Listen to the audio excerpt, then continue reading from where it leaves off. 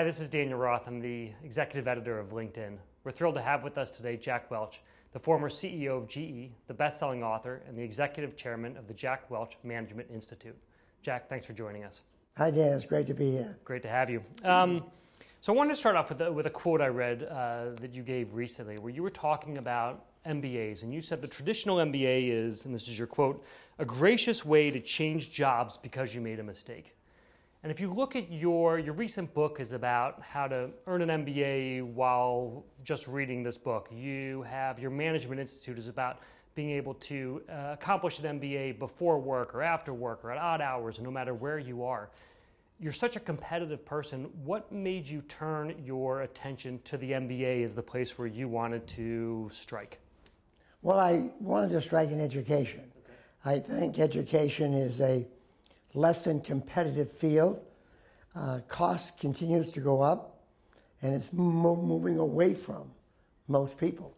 So I went to the online school after teaching at MIT for 5 years, where I was teaching 35 people, to now teaching 1,000 as our MBA school is growing rapidly. And we're doing it in a professional business way, where the student is the customer, not the faculty. And so we're serving student needs there. And in the book, look, we're not against MBAs, traditional MBAs. We're all for them, but they're expensive. Oftentimes they fit the need of the quote I just said. But that's not, in general, they're great. But it takes a lot of time and a lot of money to get one. We're offering alternatives. And at MIT, did you feel like that was the case, of that it was designed for faculty or to make sure that to keep people employed? That's not quite right, keep people employed. We say it's not as rigorous. There's not evaluations that are as tough. Once you get tenure, you're there. MIT is a great school. I love teaching there. But I was teaching 35 kids in a class. And they were there for 2 years. They had given up full-time jobs. Now, they were great students, smart, learning a lot. I loved it. Now I'm engaged with 38-year-olds who are middle managers, working hard, keeping their job, getting promoted within their company, not looking to jump companies. You're famous in your career when you were at GE for exiting businesses where you weren't number one or number two. Is your desire to be number one or number two in the entire MBA world? Do you want this to be a replacement for a Harvard MBA or to push Stanford out of the top 5? Different game. We're now, as I may have mentioned to you a minute ago, we've been chosen the number one online MBA program by CEO Magazine. That's what we want to just get recognized by more and more people, by LinkedIn, by others, as being a hot MBA place. Now, we're not replacing. We don't have the socialization you get at a Harvard or an MBA. We don't have the contacts yet you get from going to those schools. We don't have the reputation you get from those schools. You know, we're not there, but we're beginning. We got the seeds of an economic program that allows somebody to get all the practical aspects of running businesses, how to hire, how to fire, how to lead, how to motivate, build teams, how to differentiate and resource allocate. All those things we teach. That's what you do at work every day. You don't study theories. So we've got our practical niche that's cost effective and people in current jobs can take. Let's talk a little bit about some of the things that you mentioned in the book. And you talk about the speed, the changing speed of business. You recommend that strategy sessions, which I assume at GE, these were at room, you get people in a room, people would spend months planning them. You're saying it might make sense now to do these weekly, and you talk about a couple examples where that happens. Well, you want to close the cycle. Okay. You can't get these things, it's like budget reviews in big corporations. In my first days in GE, 35 years ago, in my first CEO jobs, people were preparing the budget starting in July for the big show and tell in December. By that time, today, the world is upside down. Just think of the world today. 6 months ago, did you think the euro would be at 110 to the dollar instead of 140? Right. So we all had presentations about everyone was going global, how foreign it was. Pfizer's got 60% of their earnings overseas. GE's got 50. Now, right now, today, you'd like to be all domestic to report those earnings. Now, that's not a long-term strategy, but business changes so fast. Oil.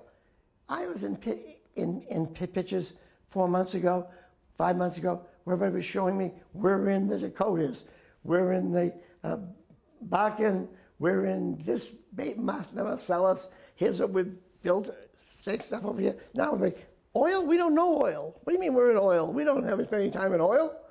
We're focused over here. The whole world changed.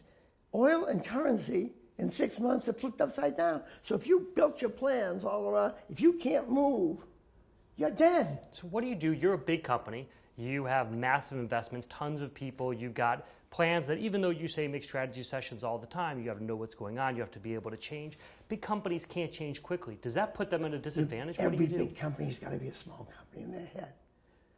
You want the muscle of a big company and the soul of a small company. I fought for that every day.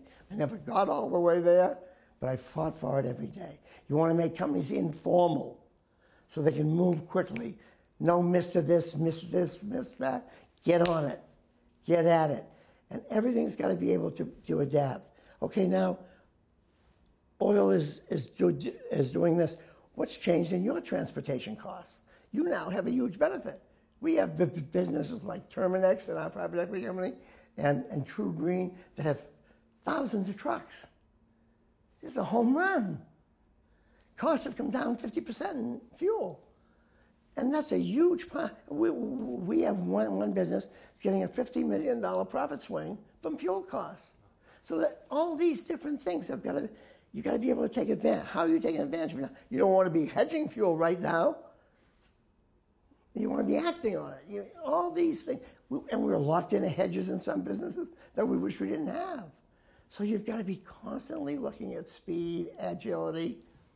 You've got to have the small startup mentality and use the muscle of a big company. It's the perfect combination. So how do you do that? You have someone who is a middle manager. A lot of the people I would assume who are entering your school. These are people who have come up through to a certain level in their career. They're not trying to figure out what to do next. How do they can't always take risks. Maybe they're scared to take risks. Maybe they aren't sure oil has changed, but it might go back up tomorrow.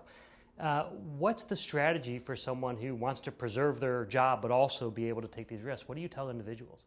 Well, you want people to think every day about speed.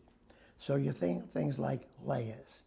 So if you're a middle manager, if I'm a middle manager, how tough am I making it for you to get things done? Am I making you go through two people to come to me? Have I got a system where I can get action because of you? Or am I a pain in the ass with layers in there, making you get approval, checking on somebody else? What do you think Dan will think about this? No, I want you to be spontaneous. I want you at me. So you're always talking about that small company speed. You always want your people to know where they stand. See, one of the things about appraisals for people, appraisals shouldn't be every year. The world changed in a year. They've changed in a year. They've got a sick uncle, a sick kid, they haven't behaved well, or they've had a great run. Whatever it might be, you got to let them know, here's what you're doing right, here's what you can do to improve. And you got to be on them all the time. You're too slow. You're not moving fast enough. Come on, take a swing, I'll back you up. Because leadership today is all about two words, Dan. It's all about truth and trust. You've got a conference room right now across the hall there. People walk into your conference room. You're the boss. They're spinning you. They're giving you a flavor that might sell, you might like, etc. If a neon light was flashing on the room, truth only, think how much faster you'd be. You didn't have to go through what do they really mean? But that only comes from trust. That's why all these leadership books and stuff about leadership, it's all crap. Do you think it's that easy? Is basically tell your people if they have to? Your people, you've got to build trust. You've got to have their back when they didn't hit it out of the park. You've got to have their back when they hit it out of the park. When they trust you, you'll get truth. And if you get truth, you get speed. If you get speed, you can act. That's how it works. Well, thank you so much for joining us today. I really appreciate it. Thank you, Dan. It was fun.